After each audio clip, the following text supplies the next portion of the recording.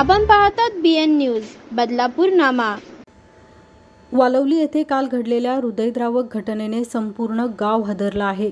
45 वर्षीय विजय म्हात्रे यांचा त्यांच्या लाडक्या बैलाने त्यांच्यावर हल्ला केल्याने त्यांचा दुर्दैवी मृत्यू झाला आहे।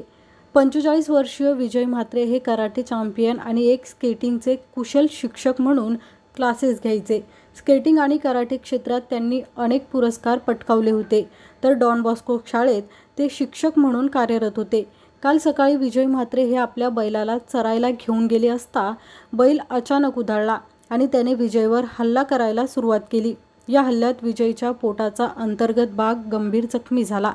एवढ्यावरच न थांबता बैलाने सलग 3 ते 4 तास त्यांच्यावर हल्ला सुरूच ठेवला।